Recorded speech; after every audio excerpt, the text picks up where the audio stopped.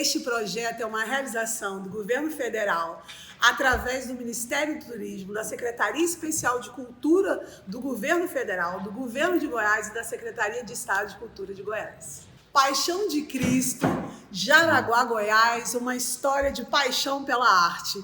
Terceiro episódio, produção. Produção? Ok. Valendo? Valendo, aí sim, hein? Então Vamos bora. lá? Cena? Valendo. Acho que uma grande curiosidade que eu tenho em relação à produção é como que vocês se produziam no início. Como que foi para arrumar roupa, organizar lanche, organizar espaço, essa questão da luz, do som. Como que era isso, já que a gente estava vivendo um sonho novo, né? Ninguém tinha experiência assim, a não ser Liz, né? Vamos dizer assim, mais profissional. Como que vocês, Jaraguá, Goiás, né, pensou assim, e agora? O que vamos fazer? Como será isso? Como é que é viver esse sonho? Antes de Liz falar, eu vou falar assim, a gente produzia algumas coisas, fazia, mas não sabia que era produção. Isso. A gente já tem que fazer, vamos fazer. O que você está fazendo? Tô fazendo. Aí Liz veio e falou, vocês estão produzindo, vocês fazem a produção. Isso é produção. Isso é produção, mas... Eles já faziam sem saber que faziam. Ah. Porque, assim, Jaraguá tem muito isso. Jaraguá é muito produtor de festas, né? A gente sempre teve eventos na cidade. E os meninos que faziam parte do grupo da igreja sempre trabalharam nos eventos da igreja. Então, já faziam as coisas acontecerem. Apesar de que todo mundo aqui trabalha um pouco como gincana, sabe? Valendo, vai, sai correndo para resolver as coisas. Não tinha uma organização, a gente precisava que aquilo acontecesse. Vamos embora, quem pode conseguir as coisas. Então, a Isabelle perguntou como é que era no começo, como é que a gente conseguiu realizar as coisas, como é que a gente produziu as coisas. Uma parte foi feita pela Fundação Graça Machado, que o convite veio deles, né, para mim. Então, eles ficaram responsáveis pelos figurinos, pelos objetos. Na época, a primeira dama era Gladys e o Paulo Vitor trabalhava com ela, então eles ficaram responsáveis. E quando nós recebemos os figurinos, eu até fiquei meio assim, porque não era muito bem o que eu esperava, já que a gente estava fazendo um espetáculo épico e as nossas túnicas eram de cetim. Então eu achava que aquilo não era muito legal. Mas, no entanto, a gente fez com o que a gente pôde fazer e demoramos até um tempinho para conseguir mudar as túnicas. Sim. Né? E aí, naquela época, quando você recebeu esses figurinos, você tinha feito um estudo desses figurinos? Hoje em dia, assim, eu também cuido dos figurinos. E aí eu faço um estudo e busco um tecido que tenha uma textura mais parecida, por enquanto, para os personagens mais que têm um destaque maior no espetáculo. Mas a gente quer fazer isso com todos, né? Você fez esse estudo, vocês fizeram esse trabalho para ter um figurino assim, e aí chegou o que você não esperava, ou você só falou com eles e quando chegou foi uma surpresa? Não, Pedro, na verdade o caminho correto é o que você faz, porque o figurino conta uma história também, deve contar uma história, deve ter estudos sobre isso, mas não foi feito. No começo não foi feito porque era tudo tão do começo, tão do zero, que não dava para olhar para tudo. Então, eles cuidaram da parte do figurino, fizeram da maneira como eles acharam, e eu cuidei da parte da encenação, porque tinha muita coisa para fazer, desde o áudio, né? Sim. A gente já falou disso, que teve construir que ser tudo, né? gravado para fazer dublado. Então, foi muito trabalho e nós dividimos essa função, foi assim. Penso eu que eles devem ter olhado um quadro da Santa Ceia e muita cor e tacou ceitinho lá e depois... Porque tem uma diferença de achar que o que brilha é o que é... Um quadro, uma que é pintura... estético, que é mais importante. Mas, enfim, foi legal também. Fez parte da história, tá tudo certo. Precisou acontecer assim para chegar nesse ponto, né? O espetáculo foi amadurecendo em todos os sentidos, todos. Até os questionamentos, né, de alguns espectadores. Mas não é aquele tecido, sim, mas não tem condição por agora. Por exemplo, vou contar uma história do Genilson. Quando a gente foi fazer o Alto da Ressurreição, que a gente criou o personagem dele, do palhaço Fulião.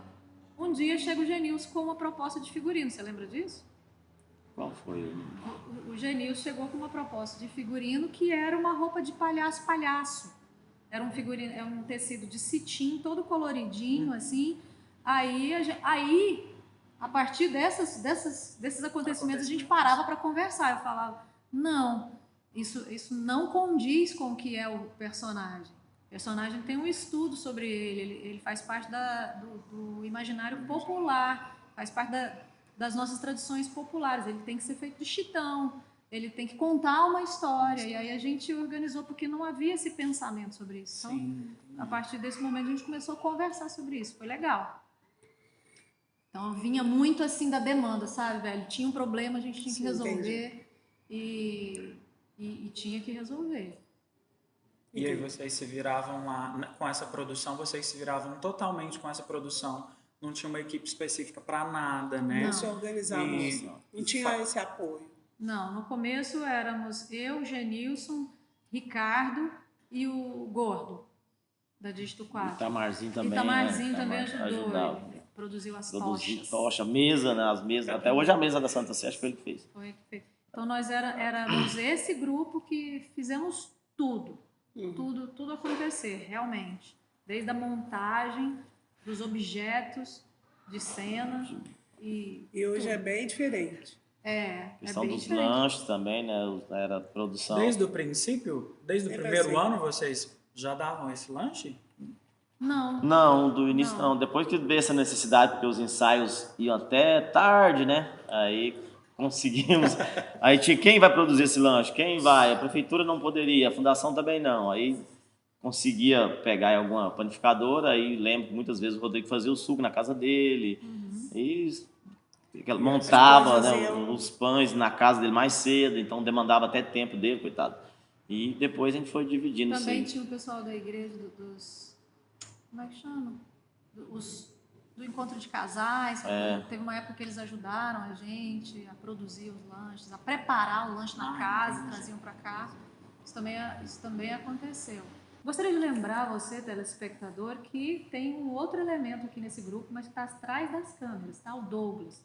Douglas faz parte desse projeto. A nossa produção.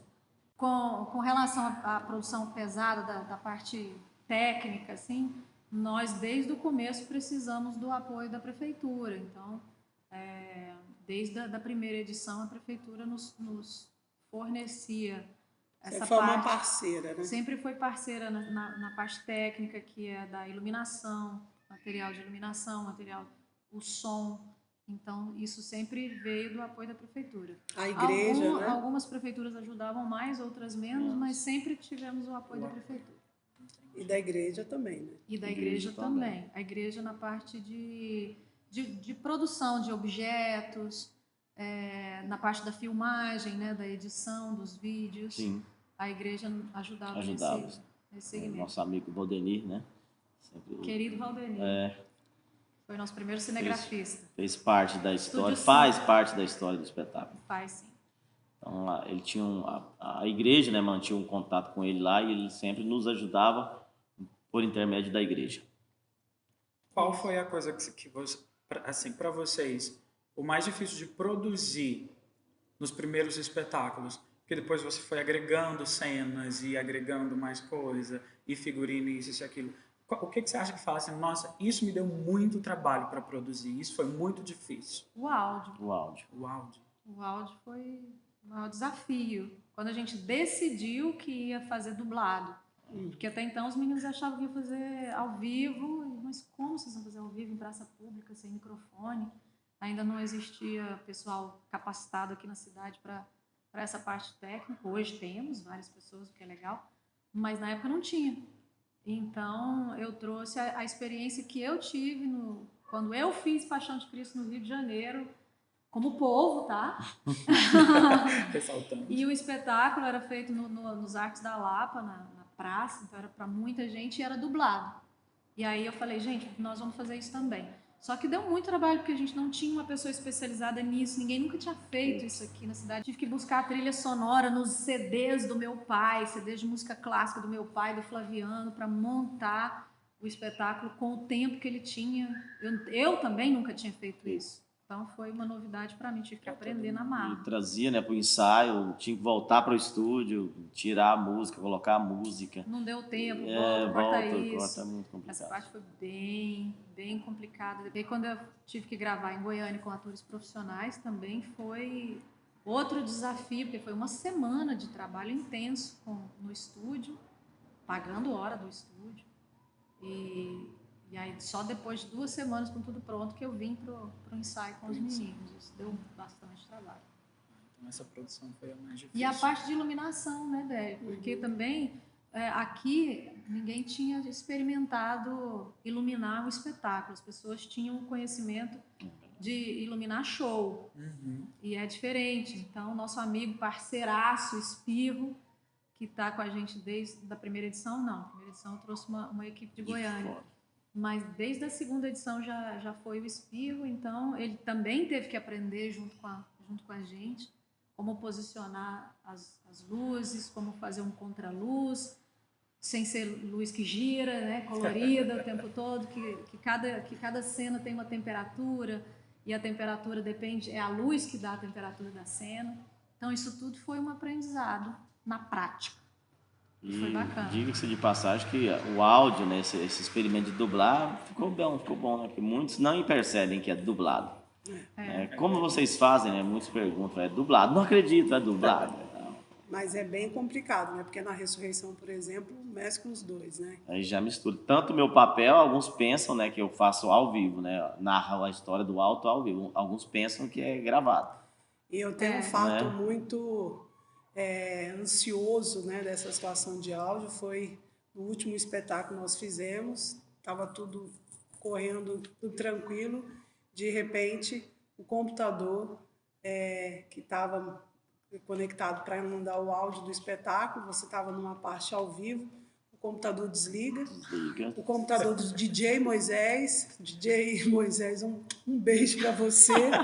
E o DJ estava lá atrás, né, do palco, organizando outra situação, e o frio da barriga, assim, foi uma coisa, corre, vai chamar o DJ, porque só ele tem a senha. E o menino sai correndo entre as pessoas, e foi o prazo do DJ chegar, ligar o computador, era a vez do áudio. Ai, obrigada, Deus. Não, eu falo, tem muita iluminação nessa história, porque aconteceu com a gente também uma cena com o Espirro, que eu vou falar que ele é dono de uma parte da minha úlcera, que eu tenho aconteceu isso, que a gente, antes de começar o espetáculo, o padre tinha uma missa, né? E ele foi demorando com essa missa, e aí, poucos minutos antes de começar, a mesa do Espirro pifou. Acabou, desligou tudo. E quem conhece o Espirro sabe que ele tem uma maneira muito particular de falar, né? Muito mansa de falar. Mas não, que bom. Não sei mais o que eu vou fazer, não. Ele estava com medo de falar comigo. Depois ele não aguentou mais, de tanto ele mexeu. Eu falei, Espirro, o que está acontecendo? Queimou a mesa. Aí eu falei, meu Deus do céu, queimou a mesa. Ele falou, não tem outra mesa. Ele mandou alguém buscar uma mesa, não sei na onde. Não chegava, e ele lá tentando, e o padre enrolando. Enrolando a mesa. Meu Senhor da Glória, foi a mesma coisa. No último segundo, a mesa funcionou, não sei por que Jesus, né, novamente. A mesa funcionou, tudo deu certo, aí no final eu falo assim, nossa, Espirro, o que ia acontecer com a gente se esse negócio não desse certo? Ele ainda vira pra mim e fala assim, se não tivesse dado certo, você não ia nem ver minha sombra, eu ia sair correndo. E abandonar o barco. Você ia me abandonar, seu safado. Sem espetáculo, não. Um ganho também que teve nessa parte técnica foi quando a gente introduziu os rádios comunicadores, né? Facilitar que isso veio de uma experiência minha com minha companhia de teatro, que a gente fazia um espetáculo de rua, então a gente utilizava desse equipamento do rádio comunicador. Isso foi uma benção, que eu parei de gritar, né? Eu só gritava no rádio. Então, isso foi muito legal. Eu trouxe o equipamento para cá, então era como a gente se comunicava. Eu na mesa comunicava com os meninos lá dentro. Depois, mais para frente, a própria Paixão conseguiu adquirir os seus equipamentos também, hoje tem. O radinho facilitou, né, para nós. Muito, bastante. Porque fica todo mundo espalhado aqui nessa praça. A comunicação da produção é e fundamental. Antes era no gogó, no gogó e na loucura. Na fé mesmo. Alguém tá lá e vai acontecer. Agora comunicar, tá tudo certo aí, tá tudo certo. Vai acontecer, agora vai. Era na fé que acontecia, né? E microfone, né? Microfone sempre dá problema. Sempre. Nosso sonho é que um dia nossos amigos, Jackson, um dia possa ter uns microfones decentes pra gente fazer espetáculo de rua, principalmente. Porque sempre dá problema, né, gente? Sempre. O Espírito fica bravo comigo que eu pulo demais, fica arrebentando os microfones tudo.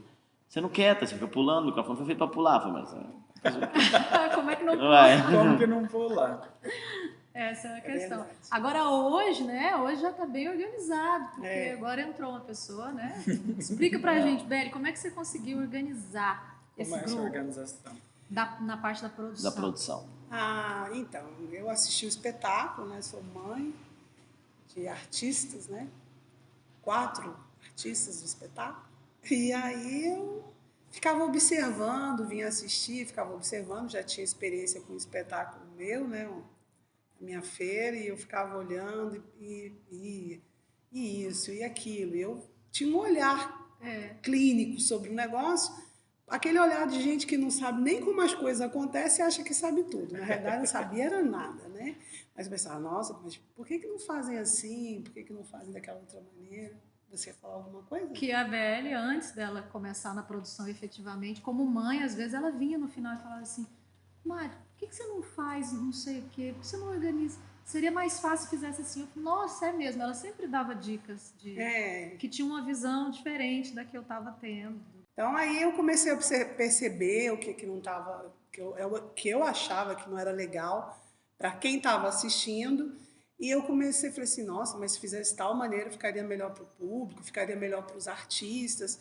Uma coisa que me dava muita aflição era na troca das roupas, né? Quando era para colocar toda essa questão do figurino, corre, alguém tem uma, cadê a tesoura, cadê você Um alfinete, pega a cola quente.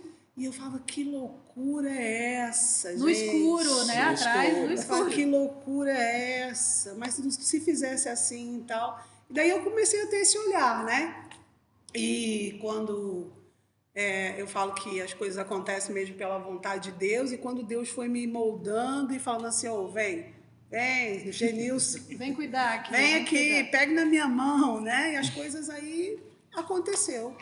Estamos aí, a gente faz o espetáculo, né? Ajuda nessa Quando organização. Quando você entrou, Beli, efetivamente? Efetivamente em na produção? 2019.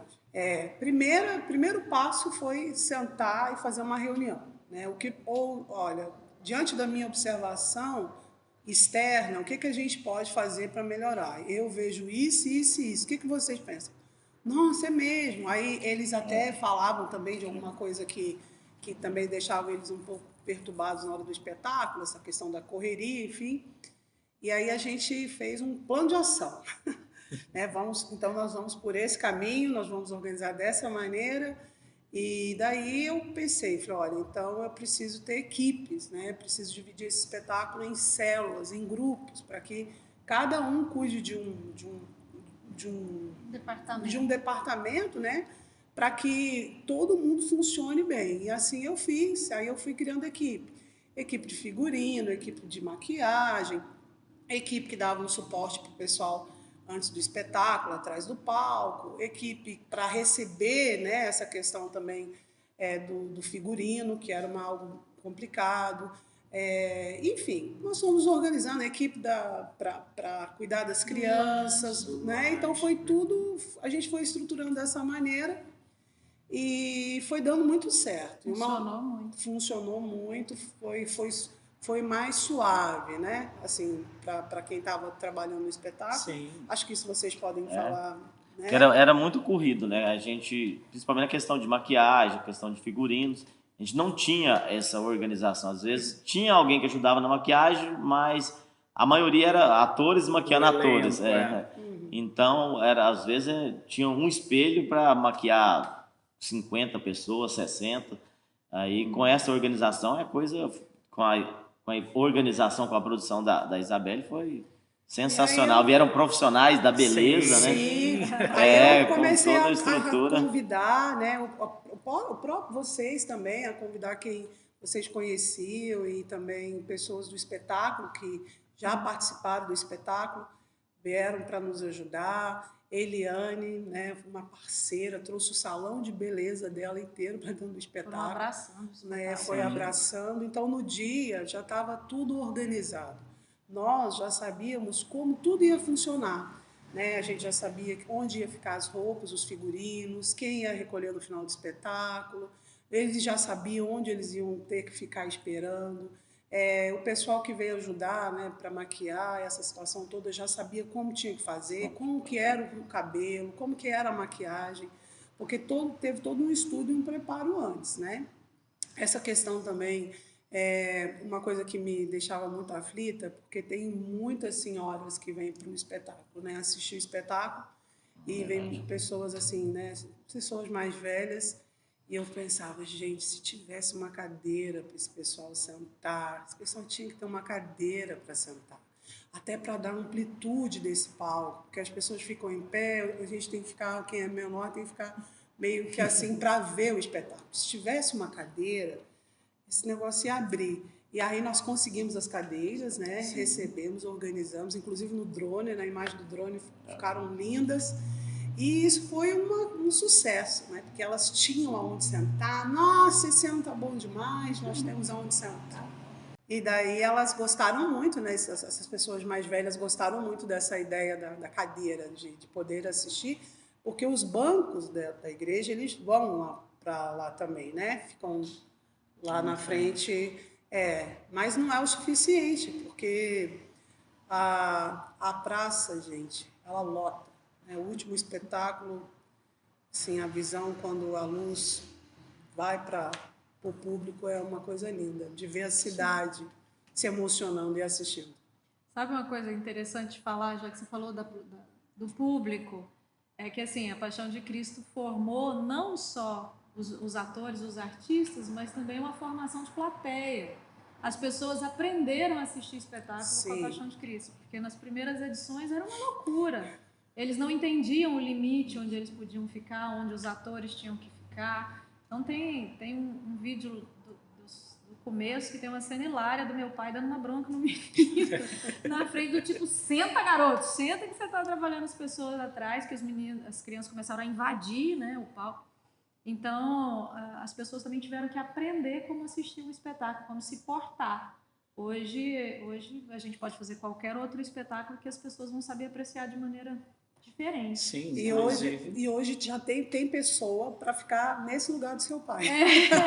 Que foram abraçando o espetáculo. Tem pessoas que ficam lá, você vai cuidar dessa parte, não pode, não sei o quê, se alguém passar, você faz isso. Ah, não, tudo bem. Já tem as pessoas que ficam responsáveis pelo povo. Por falar responsável, essa mudança na produção, de como a gente fazia, né? Produzir sem saber que era produção, estava fazendo esse trabalho. O Rodrigo, né, uma passagem que teve com ele, com relação à produção, ele estava responsável pelo lanche de espontaneidade, de boa vontade dele. Trouxe o lanche com uns 10 copos. Aí vamos servir o lanche. Rodrigo, deu os copos, tem 10 copos aí. Ele falou, como assim, 10 copos? Tem 100 pessoas aqui? Não, tem 10 copos, não tem mais copo não. Como assim não tem? Não tem. Aí ela criou, ela brigou com ele, falou assim, não, você tem que ter comprado, ter pegado emprestado, ter procurado um jeito, mas não pode vir sem copo. Aí criou aquele negócio, se eu sou responsável, eu tenho que fazer acontecer de qualquer jeito. Sim. Se eu sou responsável pelos 100 copos descartáveis, eu tenho que levar. Durante o dia eu tenho que me organizar, se não tem eu busco em outro lugar, eu tenho que ter... Produção tem que resolver. Sim, assim, só nome de produção nas costas, na camiseta não resolve, tem que acontecer, né? E essa é uma E a gente fazia assim, não, sou responsável pelo uma túnica, se eu não conseguir, não consegui não, tem. Chegava aqui e falavam isso, não deu certo, não. Como assim? Senhor, como assim? Mas até hoje é assim, né? Sim. Se você é da equipe da maquiagem, você se comprometeu a isso, você tem que estar lá no dia, no horário, tudo organizado, porque tem um pessoal te esperando para isso. Igual o lanche. Acho que amanhã não vai dar para ter lanche, porque não. Amanhã o lanche vai estar na praça, no final do espetáculo, o suco geladinho, o pãozinho, porque os meninos ficam até, como você falou, né, assim, anteriormente, as pessoas ficam na praça até mais tarde, você falou no outro espetáculo sobre isso, e esse espetáculo termina muito tarde, muitos, né, moram distantes aqui de onde a gente ensaia, vão a pé, e aí sair com a barriguinha vazia não dá. Então, o lanche, ele estará sempre aqui. Isso era uma preocupação nossa nessa produção. Sim. Sempre. Falando então sobre a formação de plateia, que a Alice tocou no assunto, a gente hoje em dia já tem uma plateia assim, que entende já como é a situação, que a gente tem a cena que Jesus passa no meio do público mesmo, assim, apanhando, e as pessoas entendem esse limite, não ultrapassam e abrem alas mesmo, assim, para que aconteça essa cena. É interessante que eles participam do espetáculo, eles estão Sim, dentro da cena, isso né? então, colocar o espetáculo com eles, eu acho que trazer eles para dentro do espetáculo é muito bonito, eu acho que dá uma emoção maior, as pessoas conseguem sentir essa emoção que a gente passa para eles com mais vivo, eu acho muito legal isso. O problema é que o Douglas apanha de verdade, Sim, né? Porque aí não tem como Douglas, fingir. nosso amigo que tá... Jesus. E Pedro Tem como entende, fingir. viu? Pedro é uma das conquistas, né, que eu tive desde o início, em questão de produção, foi esse menino aqui, porque ele produz tudo. Ele costura, ele pinta, borda. Sensacional. Um pouquinho de cada coisa. É um mágico aí na produção. Precisou, ele ensina todo mundo a produzir com qualidade também. E a se produzir, né? Ele mesmo para vivenciar. Mergulhou em pesquisas, tanto de figurino, assistiu muito filme, e vinha para cá e pra fazer fez a acontecer. O personagem dele também, raspou sobrancelha. Né? Ele... O que a gente não faz, né? Claro. Mas o Pedro realmente é um orgulho, porque o Pedro chegou aqui pra gente novinho, pequeno, bem novinho. Que antes ele era plateia, veio pra cá, fez Tentação. Depois um dia eu olhei pra ele e falei, eu acho que será que você não consegue fazer um demônio? Vamos fazer o demônio? Foi na primeira vez. Eu ensaiei como Tentação e aí você... acho que eu ensaiei uma semana e você falou assim, era bem os 10 anos, você queria alguma coisa nova na Paixão, porque tinha criado o especial na Ressurreição. Aí você me fez a proposta e eu falei, tá. E a partir daí ele não parou mais e já foi para os bastidores e já começou a Essa questão de produzir, eu falando por mim, eu sempre fui uma pessoa muito curiosa. Eu sempre quis aprender. Então eu ficava muito em cima da Lisa. Eu não sei se ela lembra disso, mas eu sempre ficava muito em cima dela. Tanto que ela cuidava de Jesus, ela fazia o cabelo, ajudava com o cabelo, não sei o que, ela fazia isso. E eu fui aprendendo com ela quando... Nem lembro quem foi, acho que Aureliano. Aí você falou, vem me ajudar aqui, vamos fazer comigo. Então a partir daí ela foi me colocando. Eu acho que a partir do momento que eu fui conhecendo as coisas, entendendo, eu comecei a fazer. E hoje em dia eu que faço essa caracterização de Jesus. Isso faz muita diferença na pessoa que quer aprender, ela busca, ela está ali do lado, e foi muito fácil falar, Pedro, cuida do João Batista, vai ali cuidar do João Batista. Então foi desafogando, porque a gente ficava acumulando muitas funções, né? Ele é um parceirão mesmo da Paixão, na época do espetáculo Não Me Deixe em Paz. Nem ninguém, minha mãe, essa é uma das minhas mães, eu tenho 2 mães, para quem não sabe. Então, as minhas mães dizem que eu vivo o espetáculo. Na época do espetáculo, eu não faço outra coisa, eu vivo o espetáculo. É verdade. Mas isso é o que a gente pode chamar de responsabilidade de produção. Teve uma situação que a gente vivenciou aqui que foi super dramática, que teve um ano que nós tivemos um problema com a iluminação, que veio lá de cima. Teve uma questão na parte administrativa da prefeitura, e enfim... e eles tiveram que, na última hora, contratar uma equipe de fora para vir fazer a iluminação. Nossa, eu não me lembro qual foi por quê, mas veio uma equipe no dia, chegou aqui no dia, e eles eram 2 rapazes, e eles nunca tinham feito espetáculo, nunca tinham feito teatro, só show. E aí eles chegaram aqui e falaram, onde é que vai ser o show? Meu Deus. Aí eu falei para eles assim, meu amigo, não é um show, é um espetáculo. Aí ele, mas a gente não sabe fazer isso não. A gente não está preparado para isso não. O que a gente tem que aguentar enquanto bastidores para que a magia aconteça? E aí o ensaio era no dia seguinte, o ensaio de luz, e eu sei que ficamos aqui, eu e o Bombinha, que era meu parceiro de grupo de teatro lá de Goiânia, nós ficamos aqui a noite inteira, até de madrugada, montando a luz e os caras dormindo na van. E a gente aqui, o Espirro veio ajudar. E nós fizemos tudo. Sem falar para os meninos não sabiam. Para que ninguém sentisse a tensão que a gente estava. Porque estava todo mundo na expectativa do ensaio de luz. O ensaio de luz é sempre uma expectativa para a galera. Porque a gente ensaia até mais tarde, até de madrugada. E aí nós passamos a noite inteira montando essa luz. Foi dramático. Mas isso faz parte da produção. Tem que fazer acontecer, tem que fazer acontecer. Verdade, faz parte. Então agora, pra gente finalizar, cada um aqui, conta qual foi o seu maior perrengue de produção desses anos todos. Eu acabei de contar, esse da luz foi um grande perrengue pra mim. Pra vocês aqui, quem quiser falar. Acho que não, é porque eu achei que ia seguir não, assim. Pode falar. Tá. Então tá. Vai. Voltando assim no que você disse, né, a questão de que Deus está conosco no espetáculo e as coisas acontecem. Penso que foi o notebook, né, que desligou. Sim. Acho que esse foi um momento que deu. Outra situação foi o sangue. O sangue. O sangue de Jesus. O sangue de Jesus. O espetáculo é amanhã e esse sangue não funcionava como queria. Essa luz, esse sangue batia, estava parecendo que era groselha, era não sei o quê. E esse sangue, mas aí, vem aquelas... Eu sei como.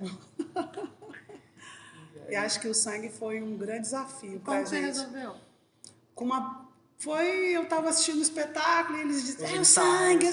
E eu tentando fazer, porque daquele jeito que a luz não estava não dava legal. A cor, não dava. legal. E aí não sei se era a qualidade do corante. Aí eu fiquei assistindo o ensaio, sentadinha, de repente veio uma luz e falou, fala com a doceira da cidade, né, Denise, que ela vai saber fazer o sangue. Foi. E aí eu falei assim pra ela, eu preciso de um corante que se aproxime à cor do sangue. Você tem? Porque a gente já tinha olhado também, Sim. Né? E até o sangue de festas que usado para esse tipo de coisa não chegava naquele tom que ele queria, que eles estavam buscando. Muita exigência, creio eu. Talvez. Mas aí, quando essa doceira fez esse sangue e jogou na pele dele, a luz ficou muito ótimo. Na minha época, era eu que tinha que fazer o sangue. Sempre era eu que levava o sangue. Eu vou contar pra vocês o segredo do sangue. O sangue é feito assim, ó.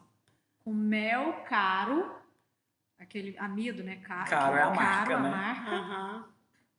Anilina vermelha e Todd. Então, só porque sangue. aí... Só que você tem que chegar na textura correta, na cor correta. É chato. Sim. E fora que mancha a roupa. Suja. Sim. Aí a questão é que a receita que chegou até mim era outra, porque eu não fazia o sangue. Não era eu que fazia o sangue, mas ficou para eu fazer, nem sei por quê.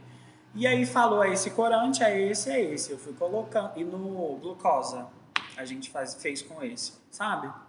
É a mesma coisa? Não. Ele é de confeitaria também. E aí ele é tipo um mel, só que ele é bem transparente. E eu fui... Mais ralo. E não, ele é mais consistentezinho. E aí não dava cor. Ficava rosa, ficava roxo, mas não ficava cor de sangue. Aí graças a minha mãe Isabelle, ela ajudou a gente. Agora, eu tive um episódio que a gente precisava de 3 asas. Foi quando a gente colocou 3 anjos para narrar, você lembra? Sim. 3 anjos para narrar. Não tinha com quem pegar essa asa. Pedro, vamos fazer a asa. Vamos. Fui para Goiânia e procurei pena aqui, procurei ali, ia na fulana aqui. Não encontrava essa pena em lugar nenhum, nem aqui, nem em Goiânia e tal. E eu precisava de 3 asas. E era tipo na semana do espetáculo, assim. Amanhã era o espetáculo. E eu falei, e agora? Eu tava com a armação já. E aí, eu não sei quem fez essas asas. Tinha umas asinhas pequenininhas de sacolinha. Quem foi que fez? Não sei. Não sei se foi a Lu que fez. Tinha. Uhum. Aí eu desmanchei e vi que era amarrado. E eu passei a noite inteira. Eu vi o dia amanhecer fazendo asa, amarrando. Sacolinha. Não, só que aí eu fiz de tecido. O que eu fiz? Rasguei um monte de tecido branco que eu tinha de vários... Aqui você vê essa asa? De vários modelos, de várias texturas e construí uma asa. E ficou linda. Nossa, aí um super efeito no palco que ninguém nem sabia. Agora, uma outra situação que essa eu lembrei, vou ter que falar, foi em cena mesmo. Eu tava em Judas, porque eu aparecia em Judas, Satanás, e o Douglas fazendo Jesus apanhando. E aí entra a coroa e o manto. O que eles fizeram? Colocaram a coroa e depois vieram com o manto. Não passou. Não, o que aconteceu com a peruca de Jesus? Gente, eu segurei aquela peruca no olho. Eu lá em cima, no negócio. E eu assim... E a peruca de Jesus aqui. Terminou a cena, eu desci igual um louco. Douglas lembra. Eu desci igual um louco. Eu não falei com ninguém, o povo não falou, eu já fiz assim. E arrumei, porque ele tinha que entrar já em seguida para ser crucificado. E a peruca aqui. Eu falei, meu Deus. Porque assim, a sorte que o Douglas tinha o cabelo no tom da peruca. Não dá pra ver. A gente depois foi ver o DVD e quase não dá pra ver. Tipo assim, eu vi porque fui eu que fiz, eu que coloquei na cabeça dele. Mas a peruca aqui, pra mim, foi o maior desespero da vida. Gente, eu queria morrer. Genils, conta o nosso maior perrengue. Acho que esse é o maior de todos. Esse perrengue é grave, né? Gravíssimo. É um perrengue que não ia comprometer uma cena e sim o espetáculo todo, né? Sim, né? Eu no auge do primeiro ano na direção, por livre, espontânea pressão. Tudo ok, né? Passou, ensaiou a última semana, teste de luz, é só esperar montar. Na terça-feira, né, o responsável pela luz e o som me liga dizendo que não ia montar porque não tinha recebido lá uma parte do pagamento, não ia montar. Lá não vai, não. Falei, amanhã a gente resolve. Quarta-feira não conseguiu resolver, tinha que montar quarta-noite. Quinta eu tinha uma entrevista nas 3 rádios da cidade. Aí não comentei com o resto, eu vou resolver isso sozinho aqui e ver o que dá. Aí ligava para prefeito, ligava para presidente da Câmara. Aí falei assim, ó, amanhã eu vou na rádio, de manhã, nas 3 rádios, e vou falar que o espetáculo não vai acontecer depois de 40 dias de ensaio, por falta desse acordo de pagamento aí com a galera da luz e do som. Aí, menino do céu, aí foi prefeito, foi secretária de cultura, foi presidente da Câmara, e falei assim, vou pro ensaio, chego lá e já aviso os meninos, no dia vou pra rádio. Coração doendo, vontade de chorar, desesperar, né? Mas deu certo em partes. Aí a pessoa veio aqui e me mostrou um cheque.